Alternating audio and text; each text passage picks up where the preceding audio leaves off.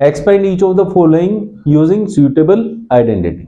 अब यहां देखो होल स्क्वायर के अंदर में 3 वैल्यू दे रखी हैं। क्या दे रखी है?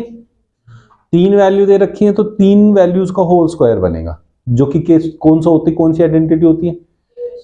a plus B plus C, A plus B plus C का होल स्क्वायर, जो कि होता है A square plus B square plus C square plus 2ab। एक बार तो इन a और b को साथ में रखना है, एक बार 2 के साथ b और c रखना है, और एक बार 2ac रखना है। ठीक है बेटा, ये 3 चीज रखनी है साथ में 2 के साथ, ऐसे करके पेयर बना के। तो यहां a का काम x कर रहा है, b का काम 2y और c का काम 4z। क्या करना है हमें? a का स्क्वायर लेना है, फर्स्ट वैल्यू का स्क्वायर जो कि x का स्क्वायर हो गया, plus b square that is 2y का होल स्क्वायर।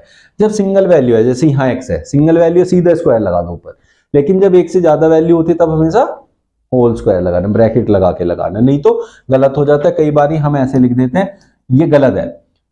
हमें पता है कि हम नेक्स्ट स्टेप में इसको 4y स्क्वायर लिखेंगे, लेकिन कई बार तो हम भूल ही जाएंगे लिखना, और वैसे भी ये लिखना गलत होता है ऐसे। ठीक है बेटा, अब यहां c स्क्वायर प्लस में c है हमारा 4z, तो यहां लिखेंगे 4z का whole square plus 2 into a है first value that is x, into b is 2y, ऐसे लिखेंगे अलग अलग, प्लस 2bc, b कितना है 2y into 4z plus 2ac, a है हमारा x और c है हमारा 4z। ठीक है बेटा, यहां तक कोई प्रॉब्लम है? तो ये क्या हो गया, एक्स स्क्वायर प्लस 2 2 जा 4y स्क्वायर प्लस 4 4 जा 16z का स्क्वायर प्लस 2 2 जा 4xy। अब बहुत से बच्चे क्या करते हैं, जैसे यहाँ 4 का स्क्वायर तो कर देंगे, 16z के ऊपर स्क्वायर नहीं लगाते, 16z लिख देते हैं, लेकिन इसका भी स्क्वायर होता है, इसका भी, दोनों का करना होता है। ठीक है ना, ये गलती नहीं करनी है आपने। फिर यहाँ आते हैं, यहाँ पहुंच गए 2 2 जा 4 4 जा 16 y और z है, और प्लस 4 2 जा 8 x और z है। ये क्या हो गया, पूरा कम हो गया सोल्व, बस आंसर आ गया आपका, x square plus 4y square plus 16z square plus 4xy plus 16yz plus 8xz। कुछ पूछ रहे हैं यहाँ? पक्का ना? चलो, अब इसी आइडेंटिटी को हम यूटिलाइज करेंगे जब हमें माइनस भी दिया होता है, जैसे हमें इसे सेकंड पार्ट में दिया हुआ है। तो ये a का काम यहां कौन कर रहा है, 2x, b का काम कौन कर रहा है यहां माइनस y, और c का काम कौन कर रहा है z।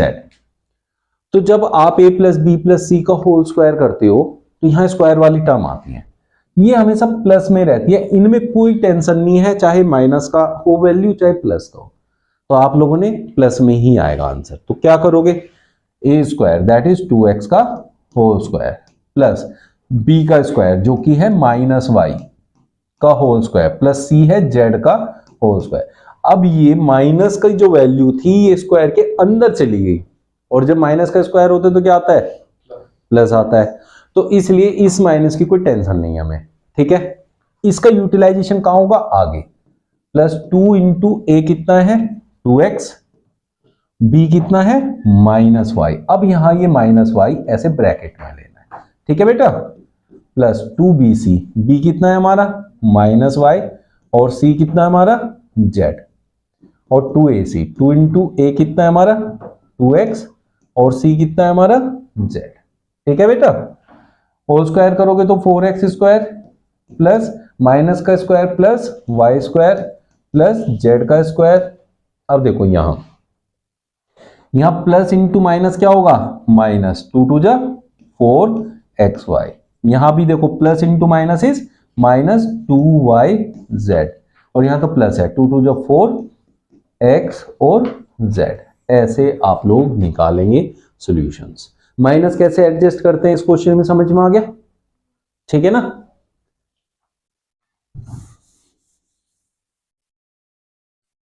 अब हम अगर देखें तो थर्ड वाले पार्ट में भी एक माइनस की वैल्यू दी हुई है, ये वाली, बाकी दोनों प्लस की हैं। जैसे इसमें एक वैल्यू माइनस की थी, तो ये आप लोगों का होमवर्क है, इसको करके मुझे कमेंट करेंगे क्या आप लोगों का आंसर आया। बाकी क्वेश्चंस हम कल डिस्कस करेंगे।